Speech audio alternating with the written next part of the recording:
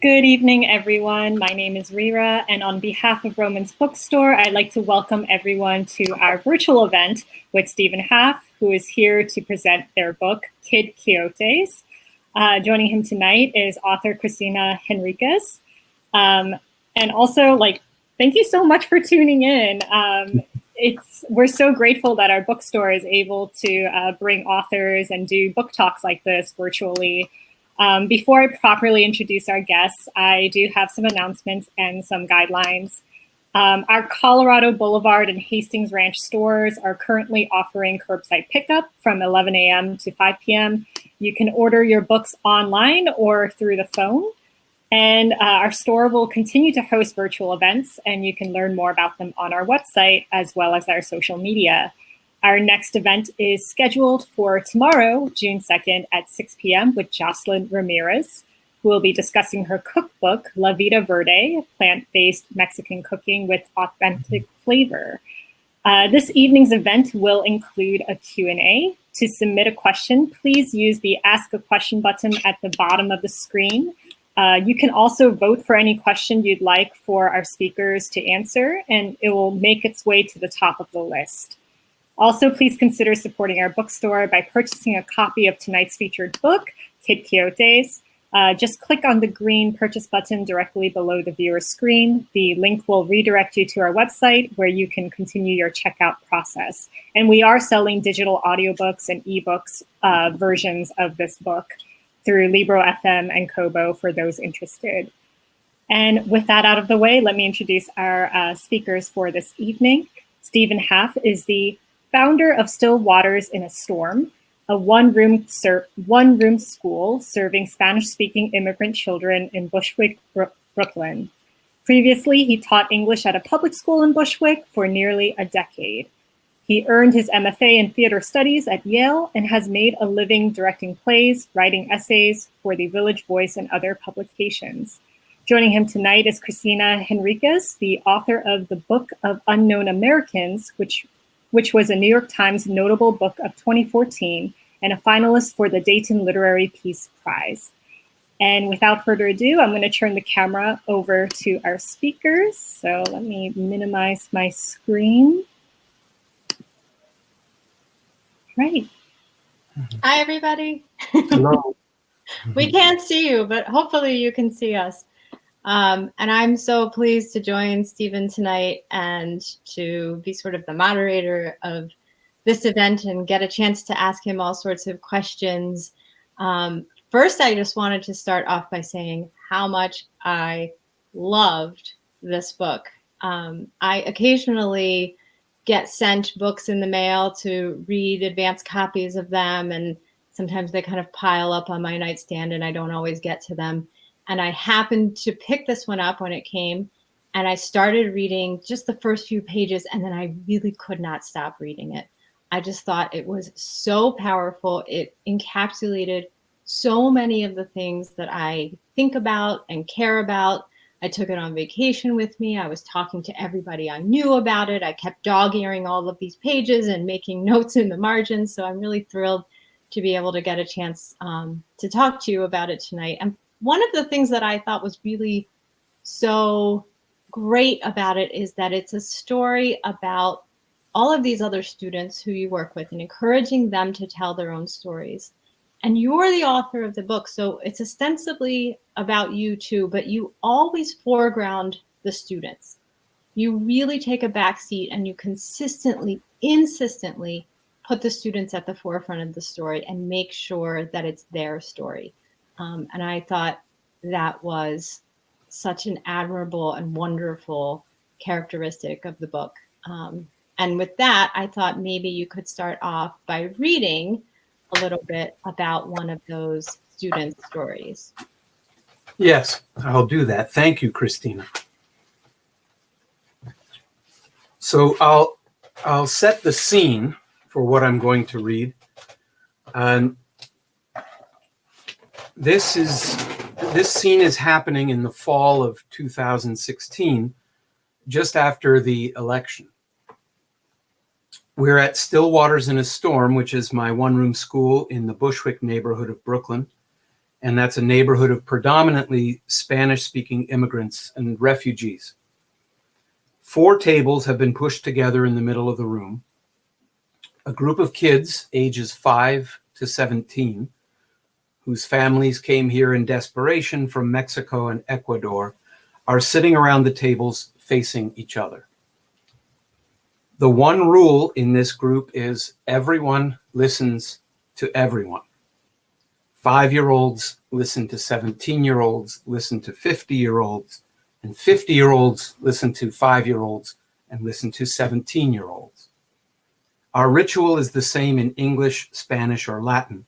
Each person writes and then reads out loud as everyone listens. In this scene, we're working on our Kid Quixote project, which continues today, 4 years after it began. We are collectively translating and adapting the novel Don Quixote as a series of brief bilingual musical adventure plays. The kids are reimagining the story of a delusional old man seeking adventures in Spain 400 years ago as the stories of these children here in this neighborhood right now. The kids have been writing about voyages because the Quixote is, after all, a road trip. One girl, Sarah, 7 years old, has been especially shy. She never reads her work out loud. This is her breakthrough. The only child not to read is Sarah. For the first 2 months of the Traveling Adventures project, she has been quiet during class. When asked to read her writing to the group, she has shaken her head no. Sarah has been coming to the Stillwaters writing class on Saturdays since the spring, but she has yet to read aloud her own work, always asking a volunteer or another kid to read for her and to protect her privacy by not revealing her name. The Quixote group is about half the size of the big writing class, and there's nowhere for her to hide anymore, so she simply refuses. Then one day, in private, during a break, Sarah informs me that at her school, quote, "They're kind of rough on people. Everything you say is only right or wrong." She tells me that she sits at her desk in class, never moves, and never says anything. The school sent a social worker to inspect the house and interview her parents. The social worker asked if there is violence at home, but there isn't any. Sarah is just hiding, holding her mother's leg when faced with a stranger, or hanging on to her desk in class. At school, she doesn't know what is coming next. Play is not allowed. A vague threat of punishment for being wrong fills the air like humidity, and in her innocence, she is afraid. How do I help Sarah to be brave? I don't want to force her to read to the group. That could inflict trauma. I remember a story my paternal grandfather, Papa, once told me, a story that guides my teaching and illuminates this problem. At age 10, in 1917, he had won a bamboo fishing pole in a small town raffle, way up in the mountains of northern Idaho. His father told him he would need to wrap the pole in thread, an intricate procedure requiring great patience. His father said that he himself needed to rewrap his own pole too. So they sat side by side on the porch and wound thread around their bamboo poles. My grandfather added at the end of the story that, looking back, he suspected that his father didn't really need to rewrap his own fishing pole. Today, remembering Papa's side-by-side education and my father's tendency, as long as I can remember, to read whatever book I happened to be reading so we could think side by side, I sit next to Sarah as we write, and when it's my turn, I read to the group, showing her the way by making myself vulnerable. I read, there was a time when I thought nobody loved me. I called the city's phone number for depression. A woman answered and said her name was Sarah. Our little Sarah at Stillwater's looks up, and there is that face again, eyes and mouth wide open at the coincidence of names. I read on. She asked how she could help me, and I began to cry.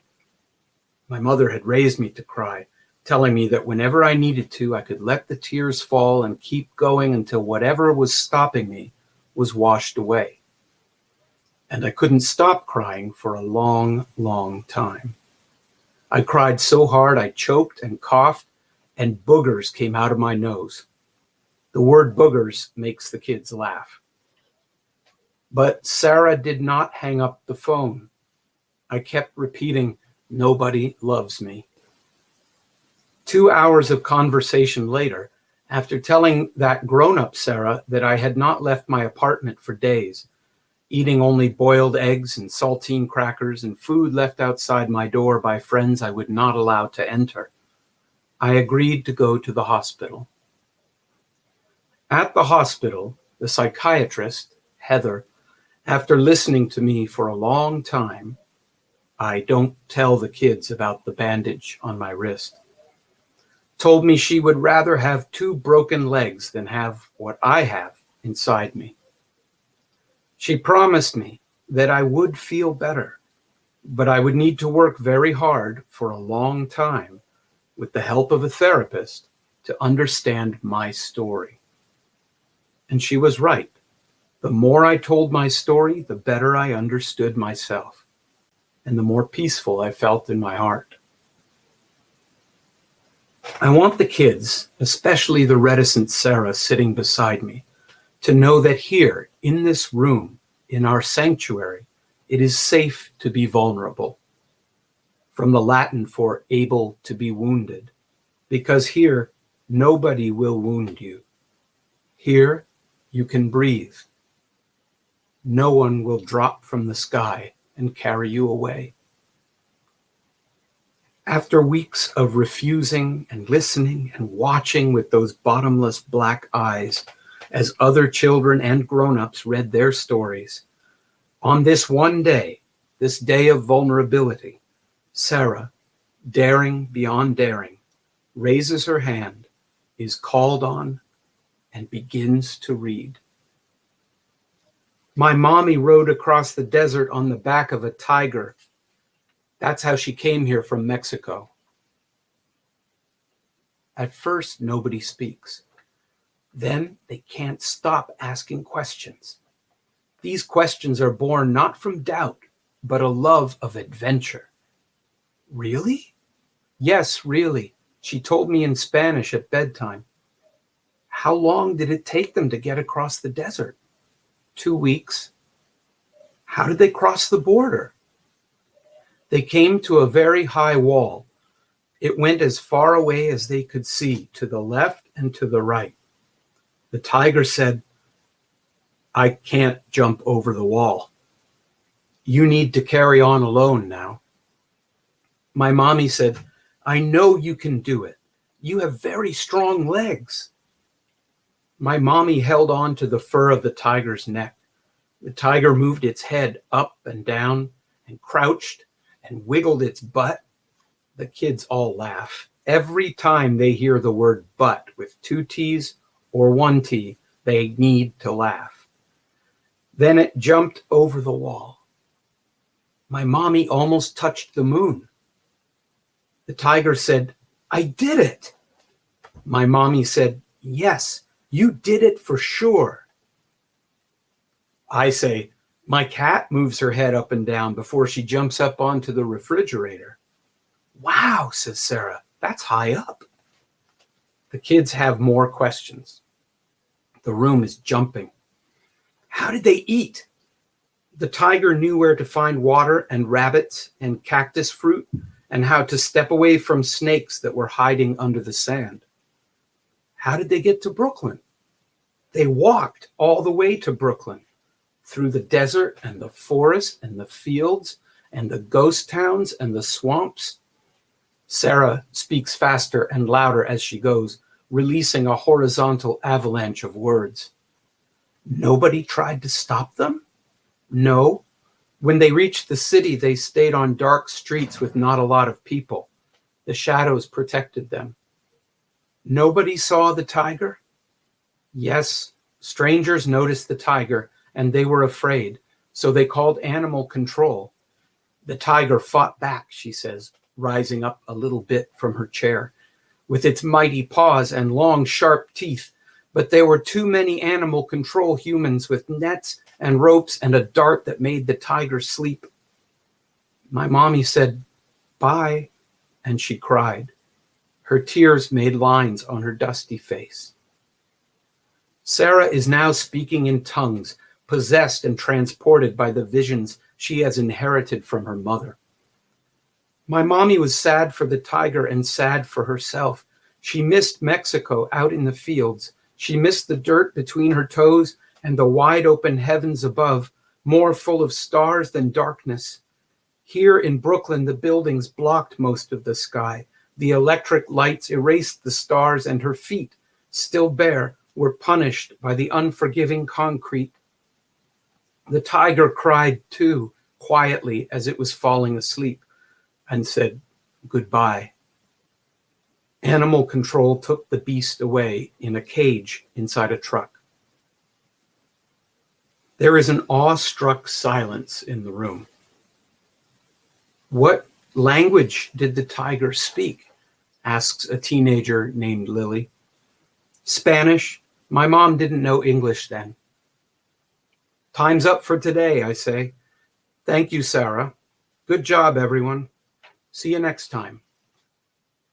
As the kids walk out the door, they look stunned, as if they had just met God.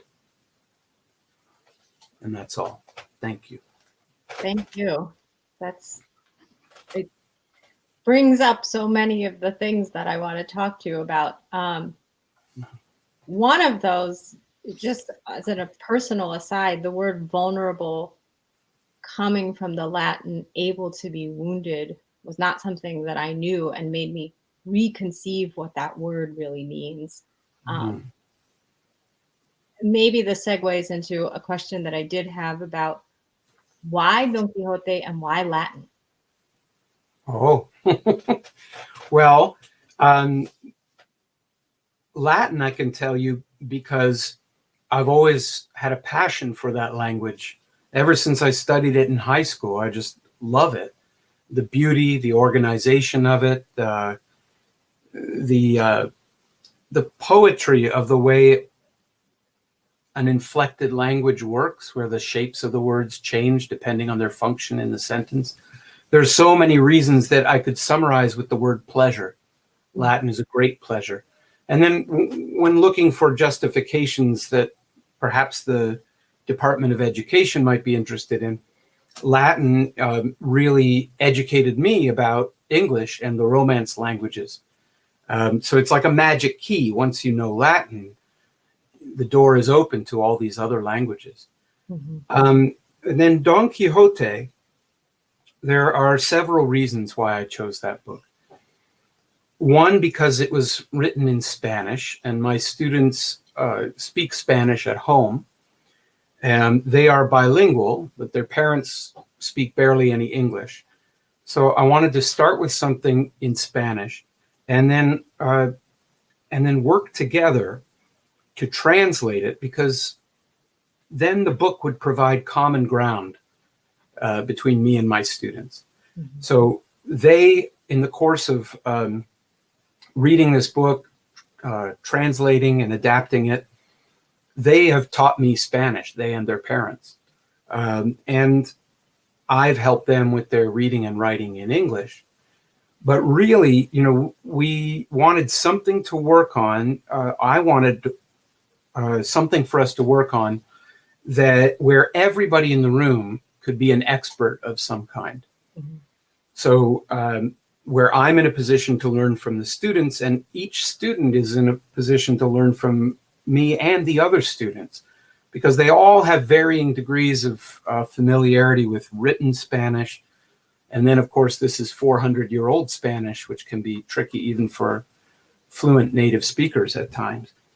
So I wanted to do something that was truly democratic and collective in nature, and where everybody would have a job and everybody would have a point of view or a set of skills that was valuable to what we were doing.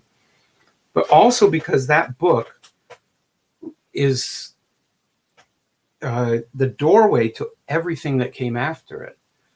And so I feel if they know this book really well, that's another magic key that opens up almost any book you can think of. Because Don Quixote is everything that life is. It's beautiful and disgusting and brilliant and silly and tragic and funny. And the funny part is especially important for kids because they can't help laughing and they love to laugh. So, and immediately they fell in love with these characters. They understood that they are comical characters, but that there's also a heavy weight attached to them in some ways. So then another reason why Don Quixote is because it takes place on the road. So it's a story about two friends traveling and seeking adventures. And really, that's what the families I work with have done. They left their native soil, and at great risk, they came to this country, and it's been a series of adventures for them. And one more reason, Don Quixote, because when people ask me who haven't read the novel, they ask me, what is that book about? And I say, well, it's about falling down and standing up. And that's what the children and their parents do very well. And it's something I learned from them, that we all fall down. And when that happens, we need to stand up. And basically that's the plot or the structure of the novel. And that's exactly what all of us in that room are trying to do and help each other to do. It's so nice to see how much it means to them over the course of your book. You know, this, what you could argue is a very archaic text, and yet how connected they feel to it in the present. Yeah. So I thought that was really interesting. Well, I can, just based on what you said, I can add something. So it's a story about two people who are playing pretend also. And I was moved to choose it in part because my own children, my girls, who at the time we started the project, they were 3 years old and 6 years old, I think. And they could play pretend all day long. You know, if they had a couple of dolls or some trucks or whatever it is they're playing with, they could pretend they are anyone and anything all day long. And they're so happy doing it. So I told the kids, this is basically a story about two friends looking for adventures and playing pretend. And when you change the old man, the delusional old man, into a child, a 7-year-old girl, because Sarah, the one in the passage, would become the title character in our play, then you move from delusion to imagination. And you move from a sort of nostalgia to a belief in what's possible. And so when this little kid thinks she can rescue everyone, it's funny, but it's funny in the way that the audience, in their laughter, is encouraging her. They're saying, yes, we need you. We need your spirit. We need your optimism. And we're going to encourage you to keep going. Even though you keep getting knocked down, we want you to stand up. So we're going to laugh and cheer for you so you keep going. Yeah. One of the main tenets of Still Waters in a Storm is this idea of listening. Mm-hmm. Now, to me, we are in a culture where we're all encouraged to speak up, to speak out, to raise our voices, share our thoughts, have an opinion. And in that kind of culture, just the act of listening becomes something kind of radical. Yes. I was wondering if you could talk about how you got the kids to buy into this notion that listening to each other was important and necessary, and what challenges you found in trying to do that. Oh, sure. So this is something that occurred to me back when I was teaching at the Bushwick High School, the neighborhood zone school, for a number of years. And at that school, control was very important to the administration and to the operation of the school. Now, I don't believe anybody had any sort of wicked intentions when they prioritized control. They just created a situation where it was impossible for the children in the classrooms, and these are teenagers, to get the attention they need, because they had one teacher and 30 kids. And I had 5 such classes, so 5 classes a day, 5 days a week, 30 kids per class, 150 students. There is no parent on earth who has ever had 150 kids at once. And especially not 150 kids who are all the same age. So they can't get what they need. And so they do just about anything to try to get that attention. They need attention.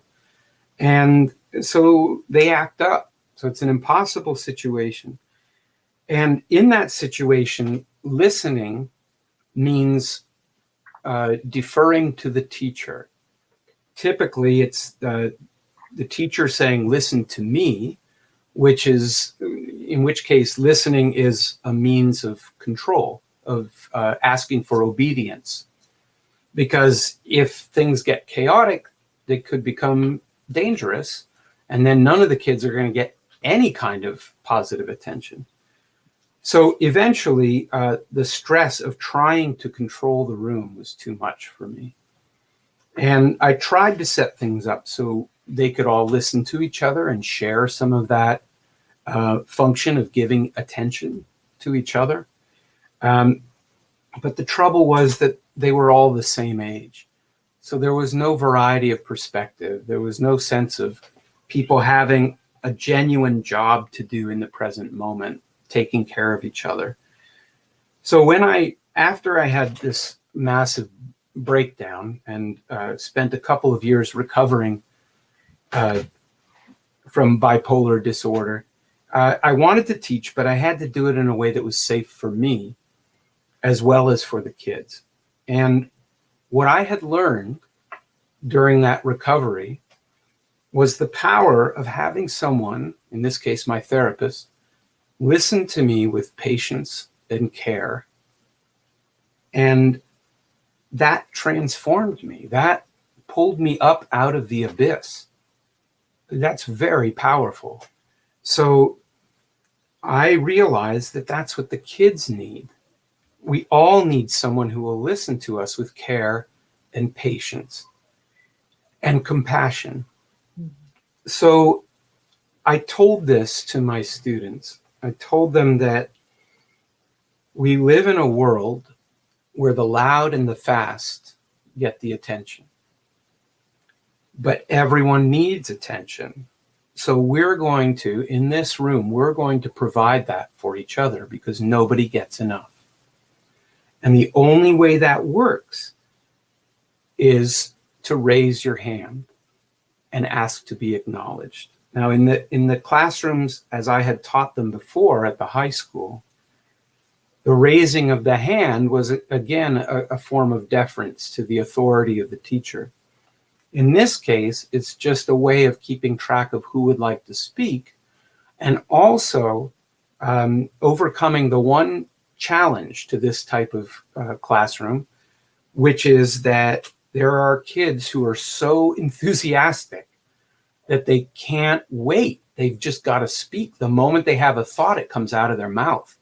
And that's wonderful. I love the excitement and the passion and the ideas and the spontaneity. Those are wonderful things. But if our goal is to give each person an equal opportunity to speak and to be heard, then we have to manage that peacefully.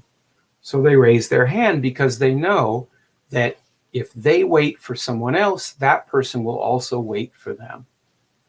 So I just explain it to them, just like I did just now, acknowledging that everyone needs this kind of care, and they agree.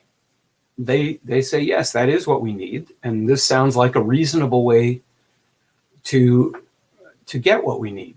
And in time with practice, when they see it in practice and how transformative it can be, then I think there's a buy-in to it, right? Absolutely. They trust each other. Yeah. They get to the point where they realize no one's going to make fun of them, and no one's going to doubt what they say, even if they say that a tiger, that someone rode across the desert on the back of a tiger. Nobody's going to say, no, they didn't. Nobody. They just don't say anything like that, because we practice, active listening. We are trying. The goal of all of this is mutual understanding and self-understanding. A lot of what I saw or what I read about in the classroom is like a pushing back against the way we normally interact with each other, though, right? So it's this one aspect, which is listening, making room for each other. You kind of got into it a little bit, the idea of like quieting. And one of the students actually said something at one point about noise and how noise is disorganization. Yes. So there's like that idea. And then there's also this idea of, you're dismantling this text, going through it, they're understanding it in a new way, but you're doing that over this long period of time. So there's also a slowing down, which is really interesting. And you describe that as a kind of rebellion, that slowing down. It's one of the things I like about reading. I feel like it makes my mind slow down as opposed to what it's doing the rest of my day usually. And so all of that felt like, a kind of defiance of some of the norms of our day-to-day lives. Yes, that's exactly what it is. And by slowing down, when we started this, I told the kids it was going to be a 5-year project, and they were astonished. Like probably an eternity to them. Yeah. Well, there's kids who are now in the class who weren't even born when we started this. There's a 4-year-old. So it's for them especially, it's a long time. But there's so much pressure in a typical school situation to accomplish things by a deadline, an institutional deadline that in some senses is arbitrary. And my father, who's a retired math professor, had told me that he had a policy with grades for his students that if they didn't understand the material by the end of the course, the university set the deadline, they could always come back to him at any time in the future and in some way demonstrate an understanding of the material, and then he would change their grade. So he said, what really does it matter if this person understands this today or next week or next year? It doesn't really matter. They understand it when they understand it. And then the other, there's two aspects to moving slowly that I think are really important. One of them is the practice of patience. And there's a Latin verb, patior, that means to allow. And that's where the word patience comes from. So often we tell kids they have to be patient when what we really mean is they have to wait until they get what they want. But if you look at patience as allowing for something, you could be allowing for time, and you could just be making room for the whole experience of reading a book, which, when you do it in a group, includes all the relationships in the room, as well as their relationship with the book. So patience as making room. I think when typically in school systems, people's voices or the subtleties of a book are pushed away. There's not enough space or time for that. But then I'll return to the idea from earlier about pleasure. Reading is a great pleasure, and I'm a slow reader, and I love to read a sentence and then enjoy it a second time. Mm-hmm.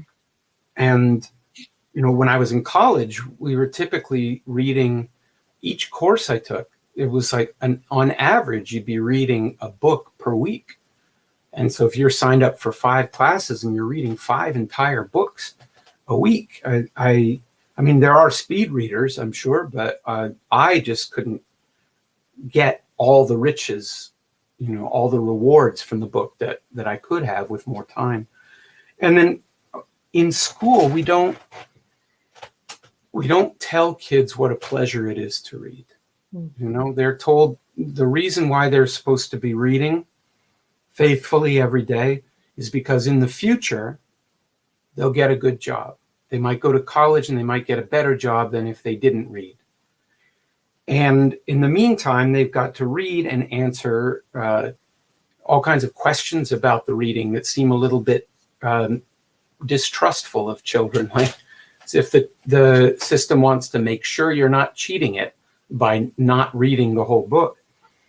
So I don't ever remember in my entire education any of my teachers talking about the pleasure of reading. I got that from my dad. He just loved to open up a book, and we loved to read together.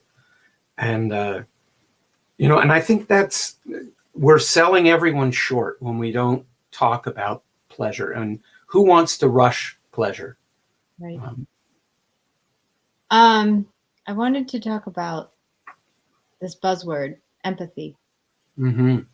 which I say it's a buzzword just because it's a word I hear a lot. But what I found in this book is, I don't know if I can think of a better example, actually, of somebody practicing empathy, yourself and your students, than what I saw among the kids in this classroom, in this setting, in this environment.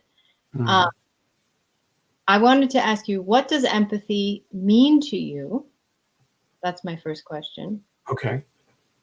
And then wanted to see if there's so weirdly, one of the best illustrations of empathy that I saw in the book was this story about rats. Oh, yes. Of all things, rats.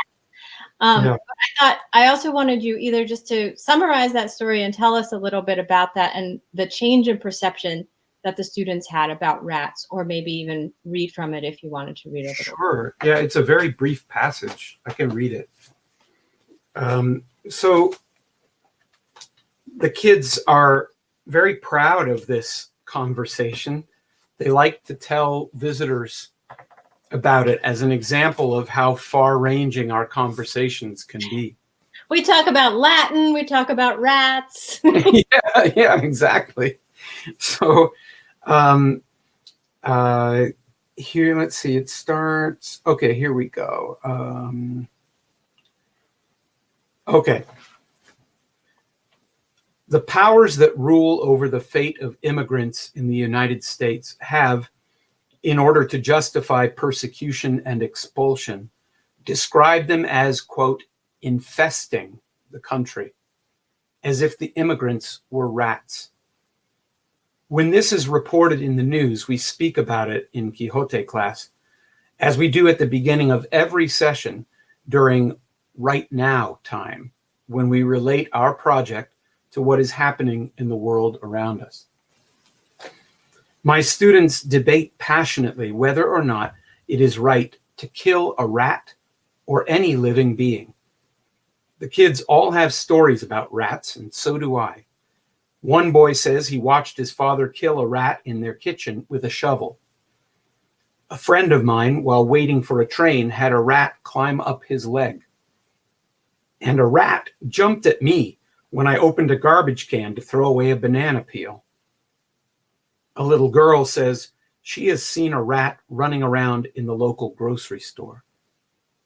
We talk about how amazing rats are. They can chew through brick and iron. They can fall 5 stories onto concrete, hop up unharmed, and carry on as if nothing had happened. They're very smart, creating and mapping out for each other a vast, complicated network of tunnels throughout the city. We all admit that coexisting with rats in our homes is not a good thing. They bite and they carry disease. But what to do? We talk about poison and spring traps, both of which are horrible ways to die. Then Lily, the teenager, says, we need to understand the rats. Over some strenuous objections to the idea of considering the rat's needs and desires, she continues, if we understand what rats need and desire, we can imagine nicer ways to get rid of them, like taking away garbage from the streets. The kids have managed to turn racist propaganda into a meditation on kindness towards an enemy, and in the process, dismiss an attack by an even more dangerous enemy. Even if rats didn't end up in our next song, those digressions, the stories we told that day were important. Spoken stories, like these tales of rats, nourish the children's writing and reading by making them aware of the vast, complicated network of human narratives, including their own.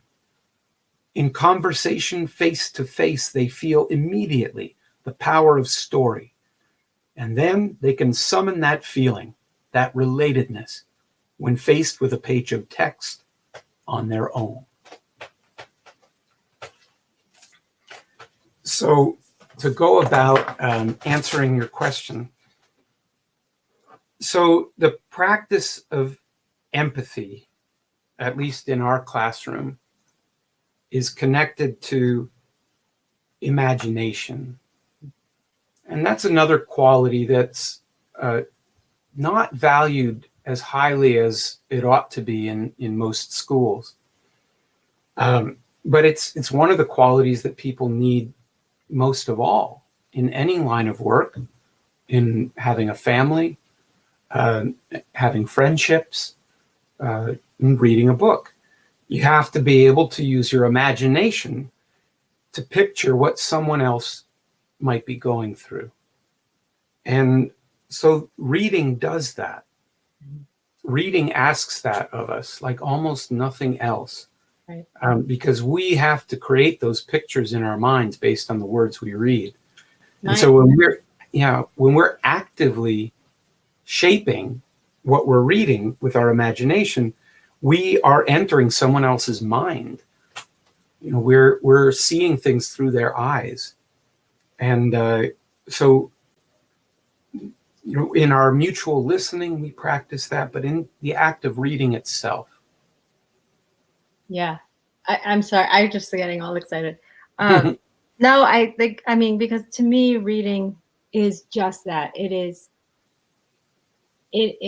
a way to practice imagination, which is a skill like anything else. And the more you practice it, the easier it is to summon. So the more often you enter someone else's consciousness through reading and are able to see things from their perspective and understand them, the easier it is when you look up from the page and walk out in the world to do that with people. Yes. And I think that's just, it's so hugely important. And as you said, I do think it's undervalued to some degree. Yeah. Yeah, definitely. And especially when reading is taught in a context that is impatient. Mm-hmm. You know, when you feel empathy towards someone, that's patience. You're making room for them. You're allowing them to be in your consideration. Mm. So anything that works against patience is working against empathy. And then also I would add one other quality, and that's humility. You know, as someone with bipolar disorder, there are two gifts that this mental illness has given me. And one of them is grandiosity. You know, my belief that an idea that I have and that I practice with these kids could matter to people everywhere. That's a grandiose thought. And I'm actually thankful that I have such thoughts, you know, because otherwise I might be afraid to speak my ideas. So that was one blessing from bipolar depression. And the other one is humility, because, you know, the flip side of grandiosity is that you fall down and that your sense of self is in ruins. And I never lose touch with that. And so again, when typically a teacher is expected to control or dominate a classroom, I'm trying to do the opposite. And there's a verse from Lao Tzu, from the Tao Te Ching. It's verse 66, if folks want to look it up. And it says something like, the reason the ocean commands 1,000 rivers is that it has mastered being below. So, you know, when you think of reading, you can think of it as some leaders do, as domination, or you could think of it as humility, and that when you make yourself low, then ideas and faith and friendship flow towards you. So that's what we're all doing in that room. I have like a stack of note cards of other things, but I want to make sure we have time. There's a few questions here that people have submitted. Sure. That I want to go through. Okay. I don't know if you can see them too. I think you can, but I see comments. Yeah. Top here, I'll read it out loud. There's a question that says, can you share your writing journey and this particular book's journey to publication? Sure. This came about because a friend of mine, a great writer named Valeria Luiselli, wrote an article about us in the New York Times. And then a literary agent read that article and reached out to me and asked if I'd like to try writing a book. And I said, yes, I will try. And then it was a matter of gathering all the stories that I had lived through with these kids. And while I am officially the teacher, you noted earlier on that the kids are really the focus of the book. And in a sense, I try to make myself invisible. Although sometimes it's important that I not be invisible, like when I was writing about vulnerable things in order to inspire the kids to be brave. But for the most part, my job is to listen and to make sure everyone has a chance to speak and be heard. And so I started writing down all the stories I could think of. And I had boxes and boxes of notes that I had saved ever since the beginning of the school and the Quixote project. I had all these detailed notes and I just hung on to them. It was just a habit I had.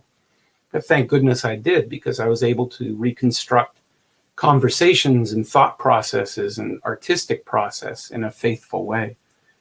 But also, I realized that as I started gathering these stories, I was following the example of Cervantes, because in his novel, in Don Quixote, there are many narrators. There's many voices. Quixote and Sancho encounter many people along the road, and those people often have stories, and they launch into their stories. And then he meets someone else, and then he'll dig up an old manuscript. And so there's so many narrative voices. And I thought that's the perfect model for this book, is to talk about our adventures and listen to the people tell their stories as we travel. So I hope that answers the question about the process. That's the short version of the journey. Well, that leads to another question that someone is asking. Is there another classic work you would like your students to translate and adapt in the near future? Yes, I would. They all love Latin. They're just crazy for Latin. Instead of saying hello, Reviving Latin. yeah. So they love saying salve for hello and vale for farewell, goodbye. And we've read a lot of interesting Latin. After the election, before the election, we had been reading Roman mythology. But then after the election in 2016, we started reading ancient Roman texts about politics, and especially about leaders, different kinds of leaders. So there were these brothers named the Gracchi who tried to balance the distribution of wealth in Rome. And the wealthy people didn't like the idea that they might have to share some of their property with poor people. So they assassinated both brothers. So we read about that. And then we also read about Caligula, a mad emperor who declared war against the ocean, sent his troops to battle the waves, and who appointed a horse to be a senator. So we read those texts as a way of saying, what's going on now in our country has happened before. Mm-hmm. And these people come and go. So have faith in history. And so the answer to that question is yes, that I'm actually writing a book right now about my high school students. It's sort of a prequel to this book. And it's about how we read the Aeneid by Virgil. And we had this correspondence. We wrote letters back and forth to each other as we read it.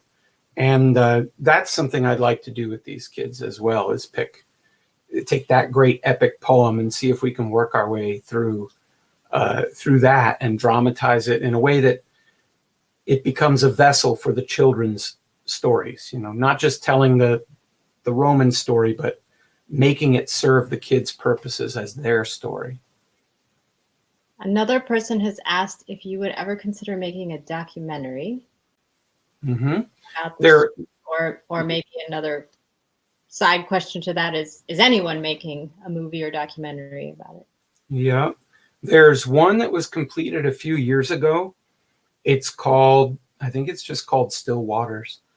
And it was made by a British filmmaker named Peter Gordon, who has since passed away. But I know it's being distributed by Bullfrog Films.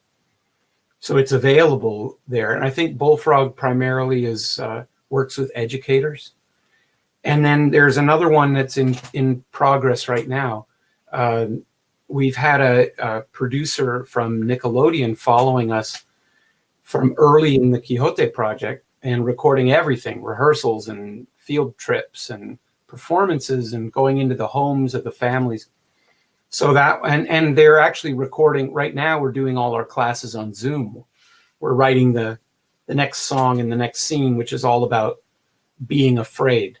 And he's recording all of that online.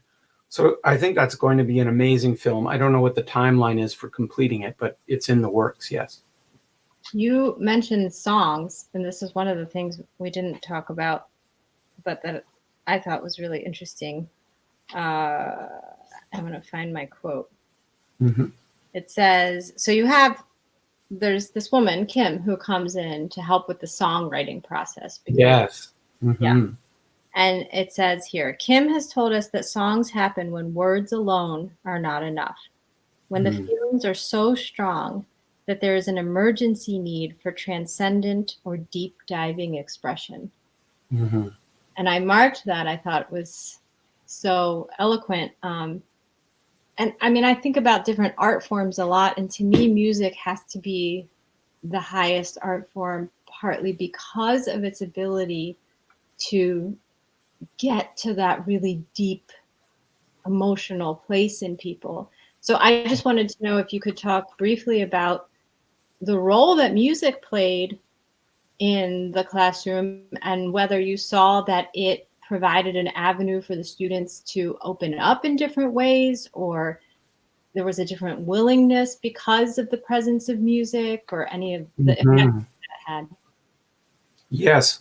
Well, music, I agree. Music bypasses all of our critical faculties. It goes directly to the heart.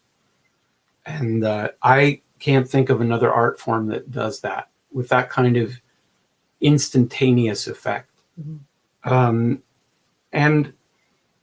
the kids at first, you know, it's interesting because this is a group of kids who, for the most part, are introverts. And that's just random. I mean, they're just the kids who happen to walk in and say they wanted to do this. And it's so interesting that, you know, introverted, inward-looking kids are want to do these things. And the music, at first, when I said I was going to bring in my friend Kim, who's a composer, a brilliant composer, and that we were going to write songs together and sing them, the kids were like, no, I'm not singing. No way. But then as we worked on the song, by the time we finished it and we had written it, all of us, everyone had contributed. And it was a long process. That first song was something like 5 months of writing and meeting 3 times a week or more. And it took extraordinary patience and discipline and devotion on their part, because writing a song is really, really hard. It takes an attention to detail that is obsessive, and there's a strictness of structure that you have to respect once you've established it. So it's really an extraordinary thing for anyone to do. And then to do it as a group with everyone reaching consensus on every element of the song. Once they did that, once they accomplished that, it was part of them. And really after that, there were little bits of nerves, like they'd sing quietly at first when they weren't so sure of their singing, but nobody was refusing anymore, because this is truly their song.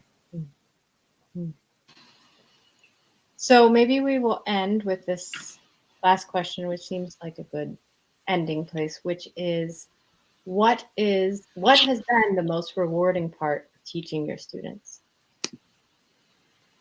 The most rewarding part, I would say, the joy, just the joy of their company. And in the darkest times, they bring joy. Even now on Zoom, when we're all confined to little rectangles on a screen, they still radiate joy. And that's their great gift to me. Well, thank you so much for talking to me. Maybe, you know, at some point, you and I can just get together and I'll go through all the rest of my many notes. Yeah. Oh, yes, please. I want to know. And for all of you who joined us, please rush over, click that link and go buy it if you haven't already read it, or if you already have, buy another one for someone else you know. So. Yeah, thank you so much, Cristina and Stephen, for joining us. Like, we're so grateful that you were able to have this wonderful conversation. And thank you to everyone who tuned in tonight. You guys are the lifeline of independent bookstores everywhere. Again, if you're interested in purchasing a copy of Kid Quixotes, you can click on the green button below the viewer screen. And if you're interested in further upcoming events with authors, you can check out our social media as well as our newsletter. If you subscribe to our Crowdcast channel, you'll get automatic updates on upcoming events. Oh, and can I add something, Rira? Yeah, sure. Go ahead. just if people are interested in learning more about the book and the school, they can go to a website where they'll also find my contact information. And I wrote this book so that I could have conversations like this one. I really want to participate in a conversation about education reform, among other things. So if anybody would like to continue the conversation or even visit a class, a Quixote class, just reach out to me. The address, the website address is kidquixotes.com. So that's KIDQUIXOTES.com. And everything is there. And I didn't get a chance to properly thank you, Cristina. This was a great pleasure talking with you. And I really would like to continue our conversation. I want to know what's on those note cards. All right, everyone. Stay safe. And I hope you all have a good evening. All right. Thanks. You too. Thank you, Rira. Goodbye, everyone. Thanks for coming. Bye.